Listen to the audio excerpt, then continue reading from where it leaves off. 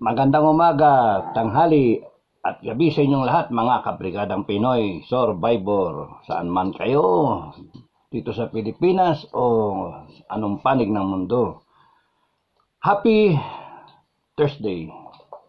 Happy Thursday sa inyong lahat. Maraming salamat sa inyong patuloy na suporta at pagtangkilik ng ating mga ina-upload na mga videos. Maraming salamat, may nakikinig sa inyo at nagko-comment at nagla-like at nag-share at nagsasubscribe. Yung mga bagong subscriber natin, maraming salamat at habol lang kayo sa mga video. Merong playlist, checkin nyo lang. Buhay Kadete, buhay ko nung Kadete, buhay ng civilian, buhay military, nauna yung military sa civilian, and then buhay farmer, and then yung mga interaction ko with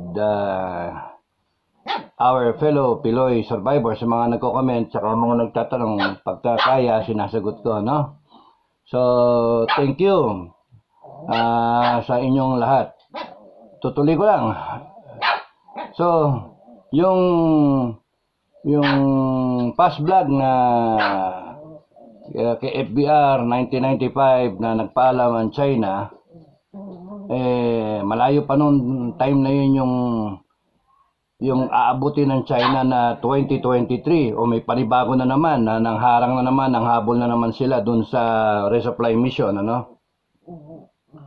At saka nga pala yung binangga, sinagasaan na mga fishermen natin na lumubog yung ano nila, yung fishing boat nila ay hindi China, ha? Hindi China. Naihi siguro sa lawal yung mga China, no? Yung mga Chinese. Akala nila Mutual Defense Treaty na, no? Kasi ang dami siguro Pilipino na nag-wish ko lang, wish ko lang upon the star na sana inchik yung bumangga. Sana inchik yung bumangga, animal kayo, para tignan natin, matrigger na yung Mutual Defense Treaty. Are you sure matrigger yung Mutual Defense Treaty? Kasi nakalagay doon, armed attack. Yung pagbangga ang ganyan, di naman armed attack hit and run. hindi naman armed attack That's why in the past videos, in one upload, sinabi ko na pwede ba mga defense officials, binago nyo na rin, pumayag na rin tayo o nag-initiate ba tayo noon o sila ang nag-initiate, mga Amerikano? I think tayo pa nag-initiate, no? Na ang nakalagay kasi doon sa Mutual Defense Treaty Indo-Pacific, no? Tapos dinagdag to include South China Sea. Kaya naman palang baguhin So, imbis na nakaano lang tayo sa armed attack, tapos na yung problema kung nilagay nyo lang and or hostile aggression. Kasi yung ramming, hostile aggression yon. Water cannoning, hostile aggression yon. Yung shadowing, yung dangerous maneuvers kaysa dagat o sa himpapawid, sa aeroplano, no? Hostile aggression yon. Intrusion, hostile aggression. So, i-define lahat para hindi lang makikick off yung Mutual Defense Treaty ng armed attack. Isingit nyo, ilagay nyo na doon na pinag-usapan natin with the US. Total, it's there to stay, ano? Ayaw nyo naman tanggalin. O de sige, lubusin natin. Nakonektado yan doon sa sinasabi ko na previous vlog na basa rin ngayon ang Biblia, no? Kung pwede. Armed attack. Siyempre, ang technicality doon, basta gumamit ng armas, kinanyong ka o whatever, binaril ka, hindi naman armed attack yung water cannoning. Hindi naman armed attack yung banggain ka, harangin ka. O pumasok sila sa dagat natin at mangharang ng mangharang, manggulong. Wala, hindi naman armed attack yun Hindi rin matrigger yung yung Mutual Defense Treaty. Kaya ang pumasok sa isipan ko, kahit hindi China, Hindi China yon, sayang ano. Kung China yon wishful thinking, mutual defense treaty na. Hindi eh. Because may technicality, it is not an armed attack. Sinagasaan tayo, may namatay. Kaya pala, kahit araw-arawin tayo banggain ng China, kahit araw-arawin tayo, na may mamatay pa sa atin, araw-araw may mamatay na Pilipino, hindi pa rin matitrigger yung mutual defense treaty. Niloloko lang natin sarili natin eh. Because it is not how it will work. Now we're hoping na may mangyari na aggression yung China and then mutual defense treaty na. Hindi, malinaw yung mutual defense treaty. Merong provision na matitrigger yung we defend each other, US and the Philippines. Pagka ganon, may armed attack. Kung gusto niyong mawala yung mga aggression ng Chinese, ilagay niya doon sa Mutual Defense Treaty at hayaan niyong maihi sa salawal yung mga Chekwa, armed attack and or hostile aggression that includes the following but not limited to, no? What will be defined? Number 1, number 2, number 3, number 4. And anything and any other possible definition ng hostile aggression that will come under the definition ng hostile aggression as both countries will agree on. O di, anlinaw, lahat ng ginagawa ng China ngayon can trigger the Mutual Defense Treaty. O tignan natin kung gagawin nila. Yun yung ano ko. Tignan natin, sige, tignan natin. Pati yung Amerika, kumbinsihin ninyo, kusapin ninyo, gusto nyong matigil yung ginagawa na yung escalation na yan, gusto nyo, tignan yung ginagawa. Imagine yung gasto sa atin lahat. Na gumagastos sa Amerika, ang Taiwan, ang Japan, ang South Korea, ang Pilipinas, even Canada, Germany, Britain, France, all the navies concerned, all these countries who are our allies, gumagastos sila, papadala nila yung navy nito para, ano sinasabi? Joint patrols. Lagay nyo na lang sa mutual defense natin. Yung price na yon. An armed attack and or hostile aggression will trigger yung Mutual Defense Treaty. Kung tignan natin kung di natigil yan. Ay, nako. Tigil yung ano natin, tigil yung modernization natin. Maggastusin nyo na lang sa kalsada. Okay? So, isang point yun, ano? I just want to see our officials looking at that direction. Kaya na rin lang baguhin yung mutual defense, binagdagan ng parameter to include South China Sea. At hindi nyo na dinagdag doon na yung hostile aggression. So, that includes water cannoning, lasering, dangerous maneuvers, shadowing, incursion to Philippine territory, and anything else that may be deemed by both countries as hostile aggression. O di, kakaba-kaba ngayon, tigil yung ginagawa ng China, unless gusto talaga nila ng gera. Mag-isip yan. And then we can claim Scarborough because yung ginawa ninyo, pinaradahan nyo yung Scarborough, kiniklaim nyo yung territory, hostile aggression. Pwede namin pabombahin kayo dyan eh. Anyway, mayabang yung mga Chekwa, kaya ewan ko ba dito sa atin naman, wag na kayo makinig sa DFA. Kasi yung DFA laging peace, laging laging good, laging magandang relationship. Busted ka na nga, maganda pa yung relationship mo. Yung ganun ba? Yun yung papel ng DFA. That's why we we have DFA, we're paying them taxpayers' money. So, lagi yung iniisip nila is good relationships with different countries. Kahit binabastos ka na, maganda pa rin relationship natin because iilan lang naman yon na mga na gumawa ng kalokohan. Pinapasukan na tayo ng droga dito ng China, okay pa rin tayo, okay pa rin. Binabastos na tayo ng China sa ating Philippine waters. Yung Scarborough, hinaharangan na nila, nandun pa sila nakaparada, okay lang yan. Ganun ba? So, pinapadama natin kasi yung DFA.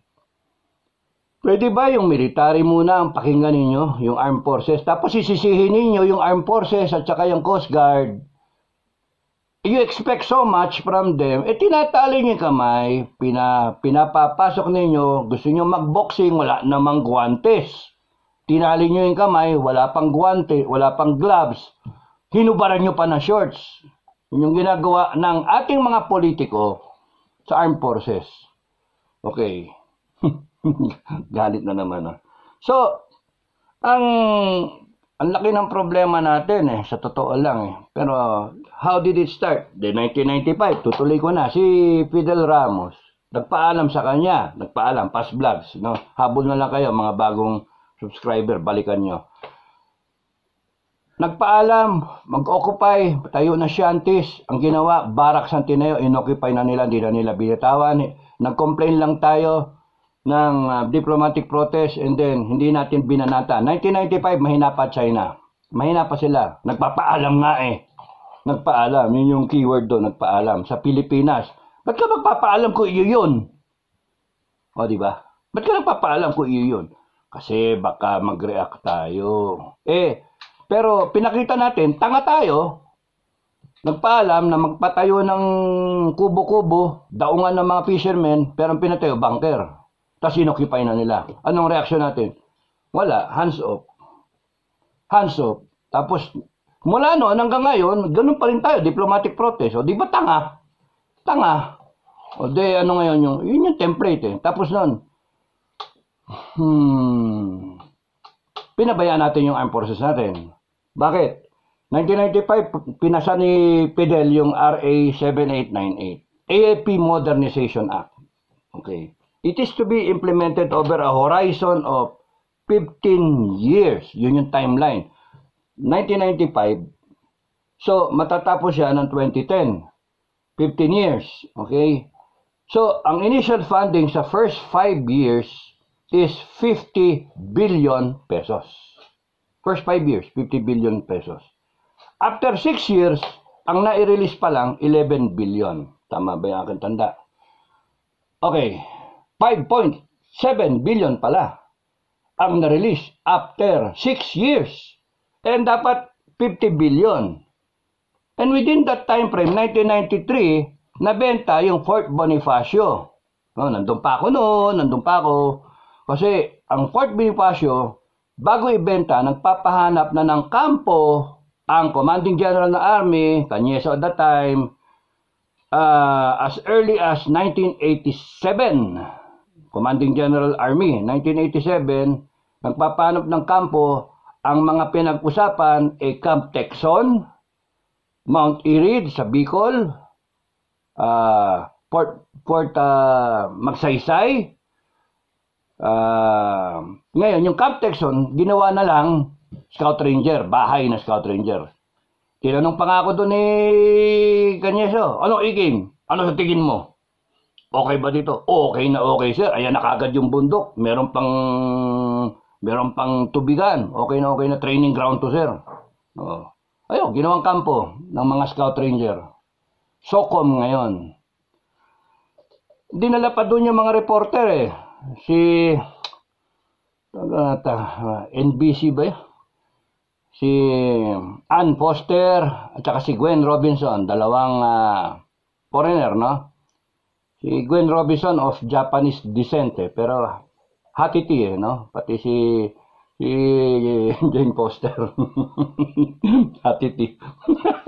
Mga Pimera ang intindihan yun.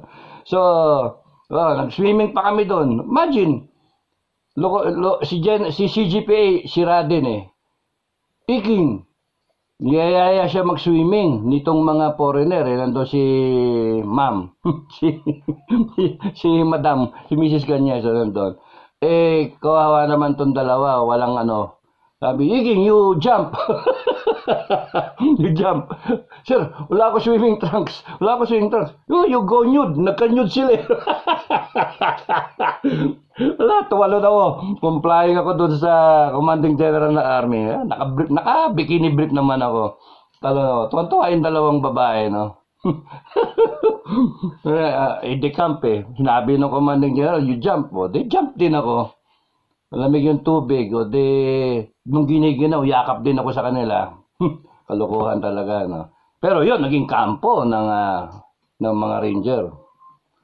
Maganda ron sa nandun yung Biak na Bato eh. Pinasok pa namin yun ng mga journalist. So, balik tayo sa kwento. 1995. Nabenta yung no 1993, yung Fort Bonifacio. Around, if I remember right, at 55,000 per square. Sorry na lang kung may lapses na sa memory. 39 billion, no? 39 billion. Ang sabi nga namin noon sa Army, wow, ang daming pera niyan. Ma-modernize yung armed forces natin. Tapos nung nawala yung pera, wala eh. Kasi 1993 yun, nasaan yung pera? 1995, nagkaroon ng AFP Modernization Act. Na ang initial na funding is 50 billion for the first 5 years. Okay, so after 6 years, 5.78 billion, 5.7 billion pa lang ang na-release. Ang layo doon sa 50 billion, di ba? In 5 years. Naka-6 na taon na, 5.7 billion lang. Why? Because bakit nag-fail yung RA na yan? Because tinamaan ng financial crisis ang buong Asia, 1997, on the third year nung RA 7898, kaya natigil yung funding. And then, nung natigil na yung funding, hindi na rin nakita ng Congress tsaka ng Senado natin yung importance ng modernization. Wala. Kasi Cool Boy Ramos di ba? Tobacco Ramos, general naman yan. And then, so, kumbaga sa wala So, yung mga attempt na mag-modernize tayo noon, wala rin. Kasi after 15 years, which is 2010, the total releases made was 35 billion. 35 billion, 15 years. And that is smaller than the sale of Fort Bonifacio na 39 billion. Diba? Dapat ang appropriation lagi dyan kung talagang seryoso yung ating Congress at yung Senado natin, sinasabi ko na nga, a percentage of whatever is the agreed upon na budget, yearly budget, kung nagsimula ka ng 1 trillion kung 20% ng 1 trillion pesos, no, is 250 billion. Di ba? Kung 20% ngayon tayo sa 2023, 20% ng 1 trillion, serious na usapan. 20% ng 1 trillion, ng 5 trillion is 1 trillion pesos. 20%. Kung gano'n na lang ang utak as a policy ng ating mga executive at saka ng ating mga purse ng Senado at Congress, no? Huwag nyo na isipin yung amount. Basta across the board for the next so many years. Gusto nyo mag-modernize, gusto nyo ma-depend tayo. Tapos i-expect ni Armed Forces at Coast Guard na hahabulin yung mga Chekwa. Daming barko nila Pinakamarami na sila sa buong mundo. Talo pa nila Amerika. O ano pang hahabol ng Coast Guard natin? Din kaya ng Coast Guard. Hahabol yung Coast Guard natin sa isa. 1 to 1. Dadating ngayon yung 4. O paano? We expect so much from our Coast Guard and Armed Forces. Kung titignan nyo, doon pa lang may sign na noong 2010 hanggang 2010 na dapat ang na-release is 150 billion na to modernize. 150 billion could have gone a long way. Pero wala magkano? 35 billion lang ang na-release eh. Ang nagastos eh. Tapos sinundan ni Pinoy. Ayan, nagpapagawa na ng mga bases yung ano. Yung mga hindi pa. 2012, nandun na sila. Pumapasok-pasok na sila. 2012. Nagpasa ngayon si Pinoy ng batas. So from 1995 to 2010, nag-lapse na yung batas na yon. And then ngayon, nagkaroon ng AFP Modernization Act. Yung mas bago. Okay? RA 10349. Another 15 years. Hinati ng tatlong horizon, 5 years each. Another 15 years. So from 2012 hanggang 2027. 2023 ngayon tayo. So katatapos lang, patapos yung second horizon, and then papasok na yung third horizon. Supposed to be the budget for the whole 15 years itong new AFP Modernization Act is 2.5 trillion. Serious na raw. 2.5 trillion. Pero so far to date, ano na yun, nagagastos? Binababa yung budget pa eh. Okay. So, after more or less 28 years from 1995, ang kala ninyo, Pilipinas lang ba ang may pera para gumastos sa kanyang armed forces na tayo, question mark pa kung gagastos tayo kasi pabanjing-banjing o pabago-bago or not appreciated. Ang sinasabi ng Coast Guard tsaka ng armed forces, pumapasok na sila, hindi namin kaya. Ano kayo eh? Ayaw nyo makinig. Tapos ngayon, sisisihin nyo armed forces tsaka Coast Guard natin, sisisihin ninyo. Diba? Kagagawa ng natin, Congress natin eh. Kagagawa ng executive natin eh. Tapos kayo, hugas kamay kayo, mga politiko. Pulpol, tiko. Ay, kita nyo yung nangyari ngayon. Tapos we expect so much from them. Meron di kayong mga lapses, AFP, tsaka Coast Guard. You're not off the hook, no?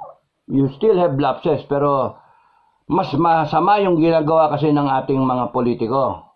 Pinababayaan kayo bago pinapapasok. Paano ko nagkagulo doon? Paano ko nagkagera doon? Anong armas ninyo? Stupido ng mga na yan eh. Anyway. So after 28 years, magkano budget ng China ngayon? $293 billion. $293 billion yearly. Thereabouts. $293 billion. Magkano budget ng armed forces? Around $4 billion. 4 billion. Dollars. So, 200 plus billion pesos. Ngayon, pinagmamalaki pa ng Congress, dinagdagan namin yung budget nyo ngayon for modernization ng 9 billion. Ngayon, 45 billion na yung budget para sa modernization. 45 billion. Will not work eh. You know why? You're pinning our hopes on yung makaka-respond tayo. Kung titignan ninyo simpleng math, gagastos ka kunyari ng 50 billion sa modernization mo. Ang kalaban mo, potential mong kalaban kung magastos ng 293 billion. Bibili ka ng 12 na aeroplano, ang aeroplano nito, ang jet nito, 1,200. Wala tayong submarine, gumagawa pa lang, nasa utak pa lang natin bumili ng submarine. Ang submarine nila, ilan na? 30? 20, 30? Nag-isip pa lang, meron silang aircraft carrier, 4, tayo wala. Meron tayong frigate, dalawa yung binili natin at ilang cutter, 3. Tapos nun, ilan yung barko nila? Mas marami sa Amerika. That's why ang bold ng China, sakupin nyo South China Sea. That's the simple thing. Lalaban tayo? Lalaban tayo? Tatayuan natin? Wala. Sandali lang. We will not last 3 days. Okay, so, hindi talaga ganun ganda yung painting na picture. Problemado ang armed forces. Si Gibo, makakalbo yan. Sa totoo lang, sorry Makakalbo si Gibo kakaisip kung paano, no? Pagmamalaki pa ng Senado natin, Congress yan, appreciate namin. Kung na-appreciate ninyo, yung sinasabi ko sana, yun ang maganda. Na right there, policy, 20% of whatever you will spend for the budget of every year for the next 10 years, 20%. That's 1 trillion a year. Diba? Kung 5 trillion, kung 5.7 trillion to be exact, compute natin, 5.7 trillion times 27 times 2, 14, 6.4 trillion. 1.4 trillion ang budget. Di ba ganda? Marami nang mabili yung armed forces, di ba? Pero, again, look at the simple math of it. Kahit gumastos tayo ng 1 trillion pesos, convert mo, that's around how many billion? Mga ay gawin mo ng 10 billion Hindi, 20 billion ang gastusin natin taon-taon. Translate mo sa times 50, 1 trillion. Sige, thereabouts, mga 20 billion dollars ang gastusin natin taon-taon compared to sa 4 billion na current. Ang gastos ng China is 2.83 billion. Paano ka? Wala. So the solution really, the obvious solution there is alliances, di ba? Kaya nga no choice tayo. Ayan, EDCA, no choice, EDCA. Member na tayo ng First Island Chain. Member na tayo ng Sputnik Gang na haharang sa China. Because gago rin ng China. Kung ano man yung aksyon ng Pilipinas na yun, kasalanan ng China eh. Hostile siya. We have enough of what they're doing. Okay. So ano yung ko ngayon? Wala. Yung title natin is ito na lang siguro. Lend-Lease Act para sa Pilipinas. Lend-Lease Act para sa Pilipinas. Defense Department, will you kindly look into it? Because I think it's one thing worth looking at. Yung Lend-Lease Act, mga kabrigada, at kung sino man nakikinig, Lend-Lease Act started nung panahon ng World War II. Ang British lumaban with Germany, France, itong Europe, sinagasaan na ng Germany. Lakas ang Germany. Nagulat lahat, ang Amerika hindi pa handa. Ngayon, ayaw lumaban ng Amerika, kaya neutral siya. In fact, merong pinasa pa ng batas ang Congress ng US na Neutrality Act of 1939. Parang ganon. So, hindi basta-basta pwedeng pumasok sa gera ang presidente ng US. Roosevelt at that time. Ngayon, in 10 days, lumubog ang 11 destroyer ng British, no? Kasi nga yung Wolfpack, yung mga submarine ng mga German, ang gagaling magagaling yung mga commander nila. Imagine, at that time na-appreciate ng Germany na submarines will play a crucial role because it is such an unseen force. Okay. Banggatin ko na rin, defense natin should also be looking at yung submarines, submarines na kasi sa warfare ngayon may satellite kita ka lahat, ka eroplano ka o kaya jet ka o kaya barko ka, kita ka pero submarine nakatago so na-screen siya ng unless na may ibang way at for looking at yung presence sa submarine, may hirapan. Wala pang technology masyado ngayon. So maganda yung meron tayong submarine fleet talaga kung gagastos tayo. Pero ngayon ang nangyayari, visit pa tayo tapatan on the ground, yung sa dagat, yung barko nila. Kasi nandiyan yung daming barko nila. Milisya nga, hindi nga natin matapatan O, di ba? So, okay. Balik tayo doon sa na Lend-Lease. So, napasabog yung 11 na destroyer ng British in just 10 days. So, at that rate, mauubos sila, so humingi sila ng tulong sa Amerika. Ang ginawa ng Amerika, nagbigay sila ng 50 na luma na destroyer, mga ganon. Yung malapit ng i-retire, mga luma. So, yun ang binigay nila sa Britain. Ang usapan, bayad utang. Parang ganun ba? Bayad utang.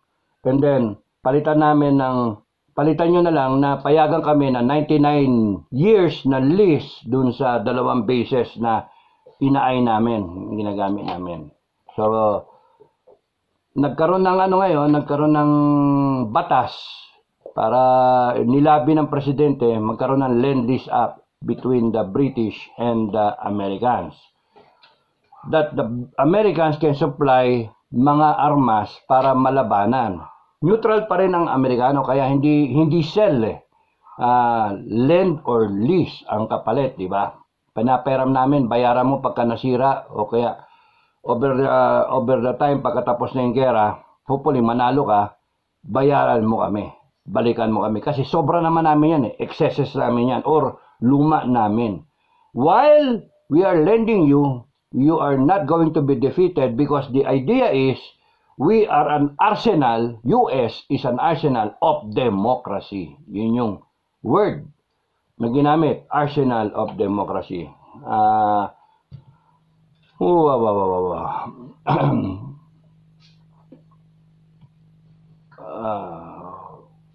30 minutes na tayo. Ano ba yan? Okay, Lend-Lease. This will work for the Philippines now. Okay. The Lend-Lease Act of 1941 stated that the U.S. government could lend or lease rather than sell war supplies to any nation deemed vital to the defense of the United States. Fast forward.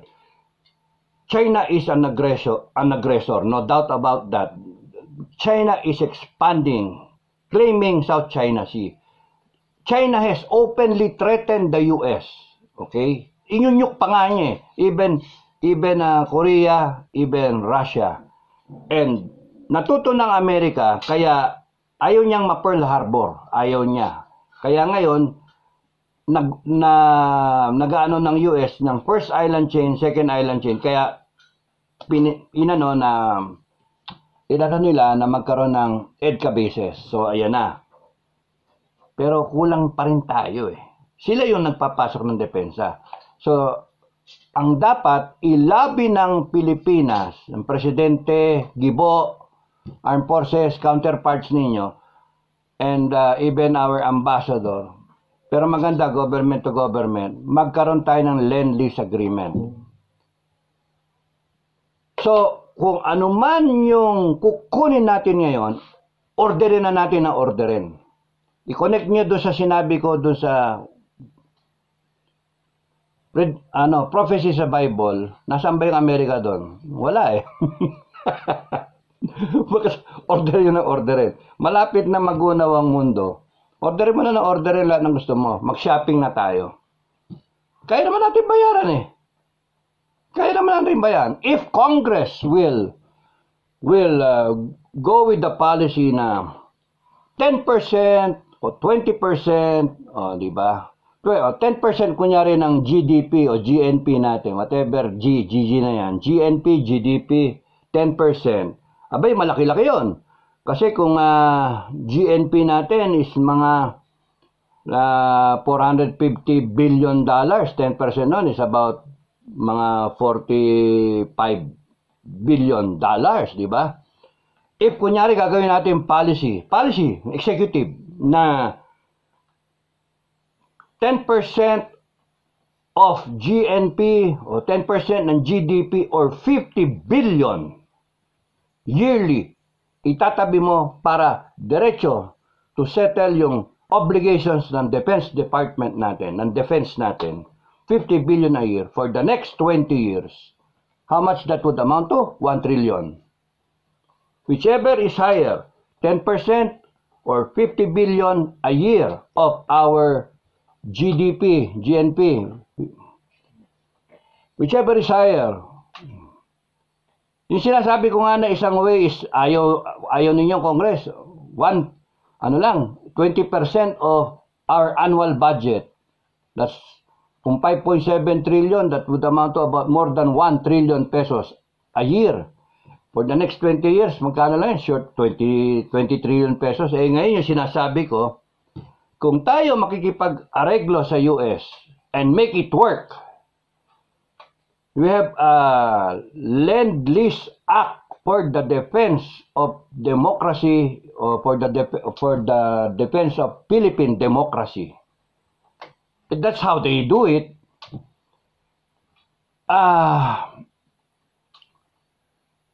Magkaroon ka ng limit. Gusto mo $1 trillion. $1 trillion will go a long way. Long way. Tuwan-tuwa niya, nakatawa na niya si Secretary Gibo. Bakit?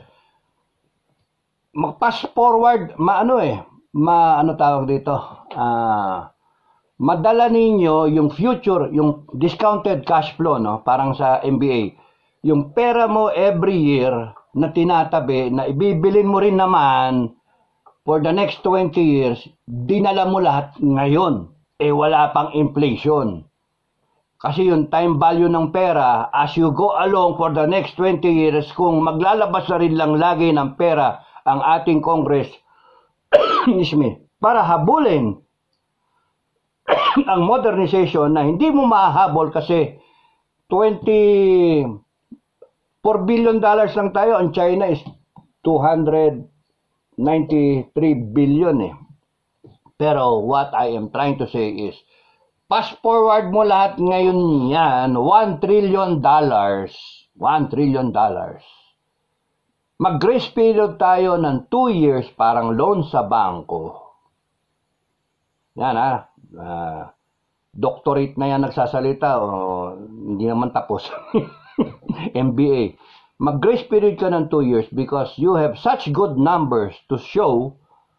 Gumaganda yung natin, tourism natin, gumaganda yung collection natin ng revenues, gumaganda yung ating GDP, GNP, gumaganda lahat, maganda yung showing ng Pilipinas, yung rating natin.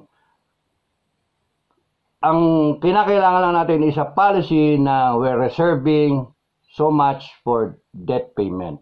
Ngayon, bakit tayo utang? Sige, kung ayaw nyo umutang, sige, hayaan mo ng China pumasok dito. Kasi kung meron kang 1 trillion ngayon, with only 100 billion, you have a submarine fleet. 100 billion, you have a very, very credible air force. You have another 100 billion, you have a credible navy. Di ba? 100 billion, ang sa akin, ang priority ko, yung first 100 billion, I will make sure na yung ating government arsenal, yung ating government industries, defense industries, will all be thriving. You can even make it a point na yung ating US and the Philippines, o kaya whichever country interested, mag-set up kayo dito, license agreement na kunyari, gawa kayo ng HIMARS dito sa amin, sige, gawa kayo ng dito sa amin, sige. You sort out all the problems, all the details, and then you make a submarine here, you make the here, whatever, kung ano i-order namin, sige, dito natin gawin para magkaroon din ng trabaho yung mga Pilipino. But $1 trillion for the next 20 years, actually 22 kasi meron 2 years na grace period, 22 years, fast forward bring it forward now, $1 trillion, that's 50 trillion, 55 trillion pesos. And then, you can buy everything that you want, defense natin. And then, in 2 years time, yun yung timetable mo, 2 to 3 years time. Kahit mga second hand ang bilhin mo, pero worthy pa rin at in service pa rin, kahit yung mga ipe-phase out nila, worthy pa rin, ibigay nyo na sa amin na mas mura kasi second hand eh. Pero worthy pa rin. pwede pa panglaban kesa sa wala. Kesa sa wala. Ngayon, biglang dami yung barko mo. Barko natin, biglang meron kang 200 barko. Oh, biglang meron kang 200 eroplano. Meron ka pang aircraft carrier na 4 o 5. Meron ka pang submarine fleet na 20 na may nuclear capable pa. Tapos samtamakal yung bases mo nakaharap sa China. Scarborough base na yun. Pag-asa base. Itbayat. Palawan. Tapos samtamakal yung missile system mo. Lahat nakatutok sa China. Meron tayong mga ICBM. Wow. $1 trillion will go a long, long way. Kung lalo na kung $2 trillion. Di ba? So, bahala kayo pag-isipan kung ano yung, kung maglalagay na rin lang ng cap sa gastos, ang sa akin, at least 1 trillion, hanggang 2 trillion. 1 to 2 trillion is good enough. Kunin mo ngayon, orderin.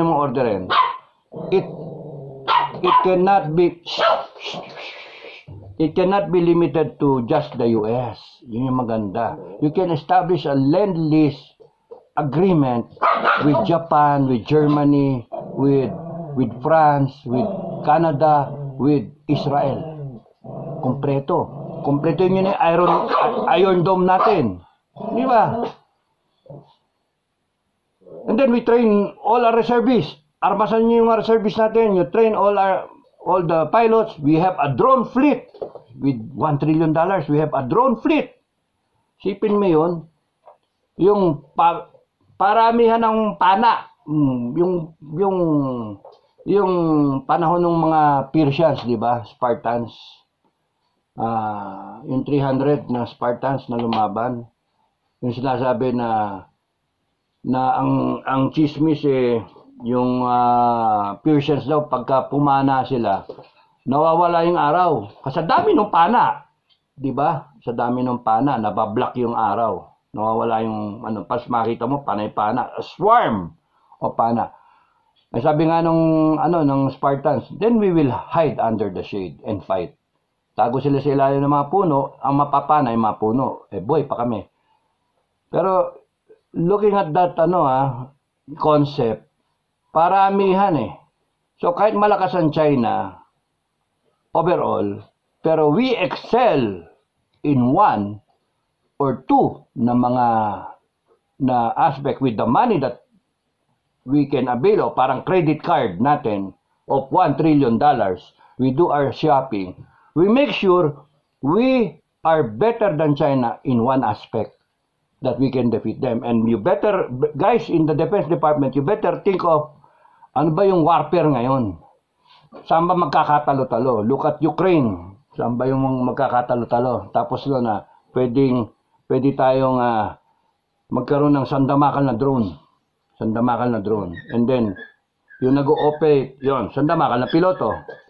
Bawat isa, kung meron kang 1 million na piloto, 1 million drones, paano ngayon yung 1 million nilang eroplano? 1,000 nilang eroplano.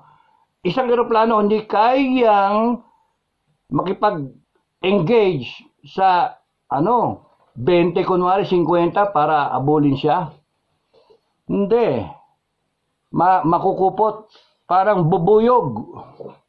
Yung bubuyog, pwede mong ganyan-ganyan yung pailan-ilan, pero yung may papasok may papasok. Dapat ganun na yung warfare ngayon. So isipin niya, defense. Kung meron tayong submarine fleet, mas maganda Bakit? Nagastos na rin lang tayo sa submarine fleet. Bakit? Kasi hindi nakikita yung submarine Bigla na lang lulubog yung ninyo Yung mga Chinese Coast Guard. Matakot kayo sa amin kung mas marami kaming submarine kaysa sa inyo. Tingnan nyo Australia. Follow the lead of Australia. They appreciate the future war. Visible kasi mga barko Mas maganda, submarine. Tago. At saka, yun nga, sabi ko, gagastos na rin lang tayo. Number 1, make sure na yung atin defense industries umandar. We manufacture our own ships yearly. Every year. 7,000 islands, bigyan mo ng tigisang barko yan, di kailangan mo na 7,000 kagad, 7,641 na barko. Oh. We should become a naval power talaga. O kailangan mo rin ng 7,000 na airfield. Oh, ilan yung aeroplano mo ilalagay? Alam ka namang pa isa-isa. Isang squadron ko yan, 12 ng 12, o de 12 sa 7,000. Imagine, no? Daming aeroplano nun, ano? Well, ito ginagawa dito sa atin. And then, you arm our Filipinos, our reservists, kaya nating i-arm sila, kaya natin bisang, kaya natin lagyan sila ng mga night vision, ng mga rifle scope, kompleto, hanggang bayoneta, hanggang combat boots, di ba? Radyo. Buhayin natin yung defense industry natin with the money. Yung Congress natin will not really appreciate that much because right now, kitang-kita naman, kunwari lang, they appreciate pero hindi eh. Why? Pinagmamalaki yung 50 billion. Anong mangyari sa 50 billion? Sus Mario Joseph, 10 taon na 50 billion, kalahating billion lang yun eh. Pesos. 10 taon. 20 taon na 50 billion, taon-taon, pesos, 1 trillion pesos. Pesos. Ano mas maganda? Lend-Lease Act tayo with US. Why? 19 we go all the way back sa history. 1900s pa tayo, no? Meron tayong existing na Mutual Defense Treaty, okay? Yung Lend-Lease Act kaya ginawa yon para defense of America. In defense of America, since kung hindi pa siya ready yung paghandaan ng gera, hindi sige, okay lang. Makaka-benefit sa US yung Lend-Lease Act na yan. Bakit? Mabibili yung mga armas niya, babayaran natin eh. That's right away, 1 trillion or 2 trillion kung ano yung gusto natin na cap, kung ano yung kaya natin, kung ano yung lakas ng loob ng Pilipinas. Hindi, sige, kaya namin. Nasa Biblia nga eh. Yung kaintindi doon sa sinasabi ko na previous vlog, basahin niyo yung Bible. Magkakagera talaga. Tapatan natin yung pwede natin itapat and then we have the alliances. Pero, ang nangyayari kasi, meron pa rin tayong alliances ngayon, pero wala tayong armas eh. Kasi yung Congress natin is masyadong thrifty, kuripot, hindi nila simply na-appreciate. Yung kailangan eh. This will solve the problem. Guys in the Defense Department. PBBM, this will solve the problem. Hindi mo na kailangan yung Congress eh. Government to government, executive decision. Defense Department sabihin, you pursue this. A Lend-Lease Act for a 20-year time frame, yun yung hiyagel ninyo, 20-year time frame, payable in 20 years, the limit would be at least $1 trillion. That's 55 trillion pesos today's prices. That's a lot of money. That will put our defense. Isipin nyo. Hindi lang 50 billion na kailangan natin. Hindi lang 1 trillion na kailangan natin pesos. Hindi. Ang kailangan ninyo is isa tayo sa mga maaasahan. Yun ang dapat thinking eh. Ng ating alliance. Merong Japan, sige. Malakas kayo. Merong Taiwan, sige. Merong Malaysian, merong Indonesian. Pero pag sinabing Pilipinas, wow, handang-handa Pilipinas. Kasi we could have a Lend-Lease Act with the US or with any other country na hindi pa siya na mayaman at kaya niyang magkaroon ng agreement with us. So, in a short span of time, in 2 to 3 years, we automatically build up our defense capability. $1 trillion, that's 56 trillion pesos, all happening in 2 to 3 years time. Order. O kaya meron na existing. Bili. Gripen, F-16, F-22, lahat. Train. It will take 1 year to train a pilot. Depensahan mo yung mga cities mo with heavy tanks. Pero hindi, mga open target eh. Kailangan natin mga anti-missile system, mga missile system sa kailangan natin, radar system, drone fleet ang kailangan natin. submarine fleet, intercontinental ballistic missiles. Magkano isang intercontinental ballistic missile? $5 million. Bili ka ng 1,000. Parang iya 5 million sa 10, di meron kang 50 million. Sa 100, meron kang $500 million, no? Sa 1 billion. Aba. Di ba? 200. Dami na doon, 200. Di ba? Tutok mo lahat sa China. Animal kayo, tado kayo. Yun yung we become confidently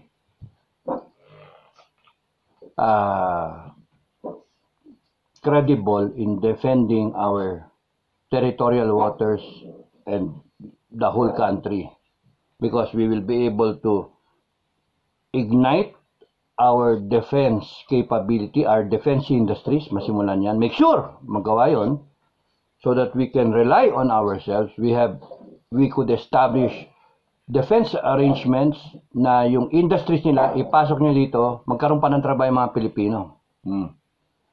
So that will increase our economy also. Make sure na dahil sa magkakaroon tayo ng mga defense capabilities, we can now explore. We can explore. Not only explore, we can extract minerals, oil, gas, whatever, dun sa area na kinukuha ng China, so that yung kita doon, pwede nating ibayad. Di ba? We can deter China on our own. Sabi ng British noon sa Amerikano, hindi namin kayo mababayaran ngayon. Paubos na yung dollar reserves namin at saka yung cash namin paubos na. Hindi namin kayo mabayaran. Pero give us the weapons. We will finish the fight. Dapat ganun din ang sabihin natin sa Amerika. Sabi ninyo, we've got your back. Patunayan nyo. Lend-Lease agreement tayo. Lend-Lease Act, ipasa ninyo. Ang hiningi namin, $1 trillion at least. Worth of all this defense equipment. Tapos noon, a 2-year grace period, and then we start paying you for the next 20 years. Maghahagal ang Amerikano, sabihin nyo, 15 years and whatever. Pero tayo, hagal natin. Tagal na natin ka-allies, ano ba? Binibigyan namin kayo bases. Pwede namin suklian. Pwede naman tayo magkaroon ng lend-lease. Sige, gamitin nyo for 50 years yung bases na yan. Gagastusan nyo. Gamitin nyo 50 years, yun yung bayad ninyo rin. Wala mo lumabas na pera sa atin, di ba? 50, tapos na mundo. Connect nyo doon sa sinabi ko sa vlog, na Bible. Now, para maubos ang oras. Yung lend-lease na yan, meron bang US tsaka Ukraine? Meron. Meron po. Meron. Gulat nga ako Meron palang Lend-Lease Act ang Ukraine at US. Sinusuplayan niya ng mga gamit ang Ukraine. Meron ba ang Taiwan? Pending. Nasa Congress ngayon. Bill na Lend-Lease Act para sa Ukraine. Ito yung sa Ukraine. Yung sa Taiwan, pending sa Congress. The bill was passed unanimously in the U.S. Senate on April 6, 2022 and passed in the House of Representatives by a vote of 417 to 10. May hindi pumayag, ayaw. Tapos, this act may be cited as the Ukraine Democracy Defense Lend-Lease Act of 2022. So, Ukraine, ano ba relationship ng US sa Ukraine? Nagsimula yung relationship nila nung nagsimula sila magpadala ng tropa doon para i-training yung tropa ng Ukraine. At henceforth, nung ginera sila ng Russia, padala sila ng padala. Walang long-lasting na relationship ang Ukraine at US. Meron tayong MacArthur. I shall return. Meron tayong Korean War. Battle of Yultong. Umantras lahat ng UN forces. Tayo naiwan. Tayo nag-defend para sa US. Tapos ngayon, tayo yung may EDCA na First Island Chain Defense. Kaya mas may karapatan tayo sabihin sa US, oy, binibigyan mo ng Lend-Lease Act ang Ukraine, bakit kami hindi mo bigyan? Ganito, ayusin natin to. At kami lalaban para sa inyo. Lalabanan namin ang China. Kasi concern natin ngayon na labanan ang China. Concern natin. Hindi pwedeng, laban tayo, pare-pares tayo. No! Bigyan nyo kami armas. 1 trillion, $1 trillion. Babayaran namin yan. Lendis na eh. Pero kung binibigyan nyo yung Ukraine, aba, bigyan nyo rin kami.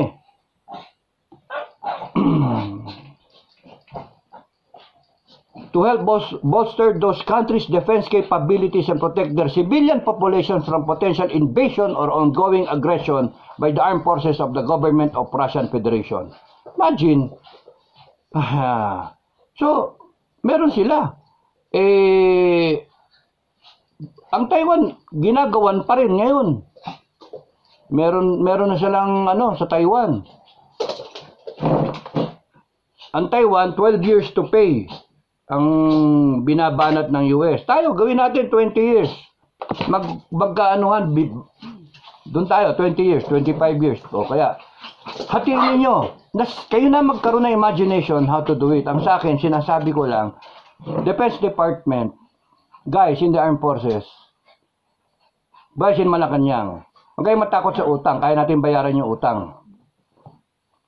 Huwag yung makinig dyan sa mga putragis na maingay na yan na wakwak ang dami ng utang ng Pilipinas. No! We are a rich country. We have industrious people. Look at the numbers. Kaya. Maganda yung ating numero. Pwede ka pumunta nga sa bangko, kuha ka ng credit line as much as $1 trillion, $2 trillion. Palakasan ng loob kung ano yung mangyari. Pero kung titignan ninyo, kung hindi natin gagawin yun, wala na sa atin yung West Philippine Sea. Sa kanila ngayon, Scarborough na yan eh. Ano pa? Wala tayong kikilusan. Bago, pagka nagkagera, wala tayong karmas-armas. Tapos ngayon, magre-rely tayo sa ating sariling defense capability na budget na 50 billion pesos. 1 billion peso every year? Ay wala, kangkungan tayo. Maraming mamamatay na Pilipino. But you do it my way, the way I look at it, you do it my way, the end is near. And so I face the final curtain.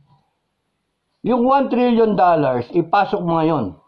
Do the shopping now. Kompletuhin mo, submarine fleet. You cannot produce a submarine in just one day, no? Matagal din yung production, pero merong existing America na pwedeng i-retire na nila, pwedeng ipasa sa atin. And then, titignan lang natin kung yung serviceability at saka yung aptness, yung pwedeng magamit pa. Lalo na yung nuclear capable. Na o kaya ballistic missile capable. Takot ng China if we have 20 of those. A submarine costs around $3 billion. $3 billion. O thereabouts. Gawin mo ng 4 billion. 4 billion times 20. That's 80 billion. Meron ka pang sobrang 20 para sa maintenance, armaments. $100 billion. Meron ka na submarine fleet. 20. Takot sila dun. Because each one can unleash so much firepower and hindi mo makita. It's an edge against China. How many submarines do they have now? With 100 million, you can have, magkano isang carrier? 10 billion. 10 billion. Imagine, with 5, 50 billion lang yon, di ba? That's an edge against China. Then, with the drone fleet, na kunyari, ilan ba lang drone ng US? 40, 11,000. O di, magkaroon tayo ng 5,000 na drone. Talaga yung mga killer drones, suicide drones, whatever. O kaya meron kang 5,000 na suicide drones. Kita mo kung hindi naubos yung nila. Ang daming target. Ubos yung Navy nila. Paturo tayo sa ating mga kapartner. And then, hindi lang kahit US ang ating may Lend-Lease Act agreement. Pwedeng Israel, pwedeng Japan. It opens up the horizon. Kung ayaw ng US, di wag, sa iba. Isipin ng US. Sayang yung pera. Bagsak yung economy natin, delikado tayo. Ano ba naman yung sagot ng Pilipinas yung $1 trillion doon sa utang natin na $23 trillion? So, ano ba naman? Sagot na ng Pilipinas. Sige, gusto nyo pa 2 trillion? Sige. Kasi assured na bayad. Kung sa financial system, meron ng receivable ang US na may magbabayad. So, di ba? Tayo naman, yung hinahabol natin is yung makuha natin, masecure natin yung West Philippine Sea, mag-extract tayo ng mga resources doon, paganda economy natin, okay tayo. Kaya natin bayaran yun kasi 20 years naman eh. Ay, nako. And ang sabi ko nga, kung magde-develop natin with that money yung ating defense industries, eventually, kung nandiyan pa yung mundo, we can start selling yung ating produce sa ibang panig ng mundo. Better equipment, malay mo. You see? So, merong existing sa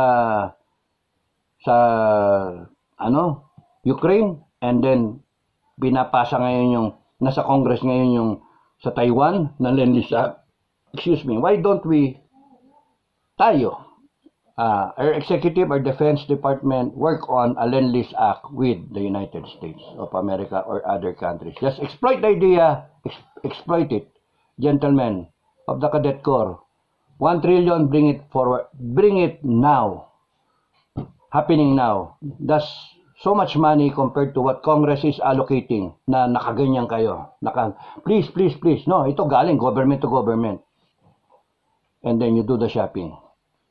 We will have 200 aircrafts, jet fighters, the best of the best, di ba? Kahit Gripen yan, o F-16 o F-22, we have so, kompletuhin nyo na. Pero sabi ko nga ang guidance is, yung kung saan tayo magkakaroon ng edge, militarily, look at the concept of warfare now. Doon tayo dapat gumastos. Okay, so maraming salamat sa inyong lahat.